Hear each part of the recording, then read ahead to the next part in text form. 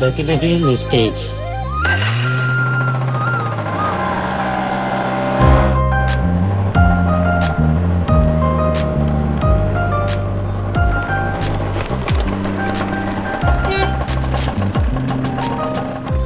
Hello, ഒരു courier ഉണ്ട്. Hello, ഒരു നമസ്കാരം ഉണ്ട്. ഒരു കൊറിയർ ഉണ്ടെന്ന്. ആ, നമസ്കാരം ഉണ്ട്.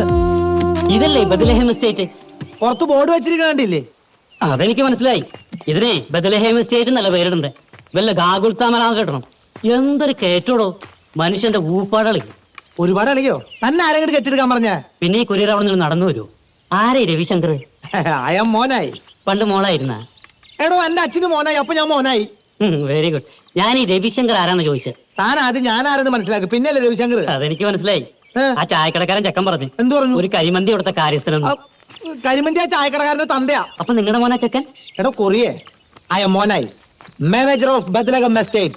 എന്തോ വാഴക്കാലം കേട്ടെ. ഇതാണ് ഡോപ്പിട്ട് ഈ സാധനം വാങ്ങിക്കും. എന്തത്? ഇത് അങ്ങനെ നമ്മുടെ വാങ്ങിച്ചു വയ്ക്കാൻ പറ്റില്ല. Ravishankar, Bethlehem estate, Chandragiri. ഈ അഡ്രസ് കറക്റ്റ് അല്ലോ?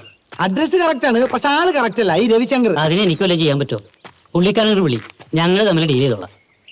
എടോ, ഈ ഫാം എന്റെ ബോസ് മിസ്റ്റർ ഡെന്നി സാറിന്റെയാ.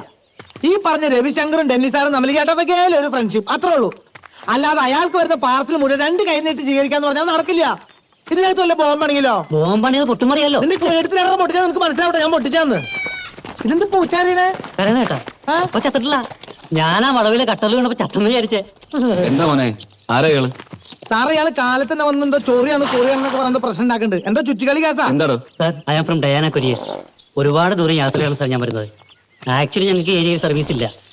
ഇത് സോണൽ ഓഫീസിൽ നിന്ന് ബ്രാഞ്ച് ഓഫീസിലേക്കും അവിടെ നിന്ന് സബ് ഓഫീസിലേക്കും സ്പെഷ്യൽ ഇൻസ്ട്രക്ഷൻ വന്ന കേസാണ് സാർ. ഈ പൂച്ചക്കുട്ടി ജീവനോട് എത്തിക്കണമെന്ന്.